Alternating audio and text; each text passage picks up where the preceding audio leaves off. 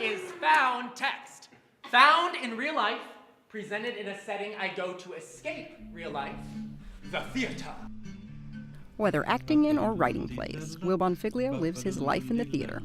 And when he's writing, he finds inspiration from his fellow St. Louisans, turning their Craigslist ads and other found text into art.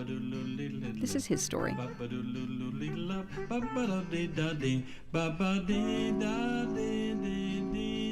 I think one of the reasons I was really attracted to theater and to performing was there's this sense of imperfection to it. Growing up, I was always a perfectionist. I still am, I think, especially in school. If there was an extra credit assignment, I'd be doing it, even if I didn't need it. Whatever it was, I needed it to be perfect. Yeah, I was fat. And since I'm a perfectionist, I really like that one of the only times I can give up my control is when I'm on stage. I find that fear and that sense of panic and that sense that something could go wrong to be really exciting. Last year, I did my first one-man show, and yeah, it was really scary. Even on the last night, I was, like 2 minutes till curtain. The stage manager comes up and is like, well, we have to go, you have to get backstage. And I'd still be sitting there in my coat, shoes on, not in costume, in denial that it was happening. Because I think when you're on stage by yourself and there's no one to bail you out if you forget, there's a lot that can go wrong in 100 minutes. And luckily, nothing ever did, I think. I kind of just blacked out almost every night and told the story.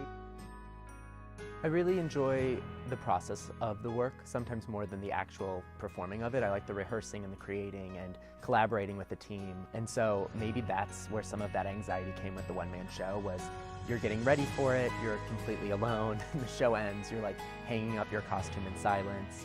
And those are things you don't really think about until it's happening. I think it's difficult, right, to make ends meet. How do you do this for a living? I've put on a medical gown and played sick for medical students. I dressed as a Christmas angel in St. Charles for their St. Charles programming. In fact, hand this puppy out on Main Street, just a little feature.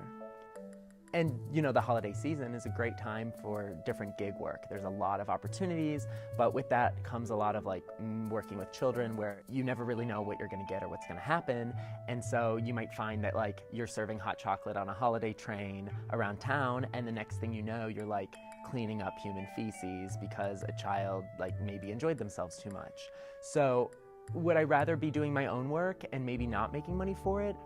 And so that's a trade-off. Most fun guy in the world, to prove you are I like looking at different types of text that already exist, like found text, and figuring out how I can curate that into a performance art piece. When a stranger's writing connects with a feeling you have, I think that that's really beautiful, to know that we all are indeed crazy and it's okay, and we all share a lot of the same feelings, even though maybe not all of us want to voice them.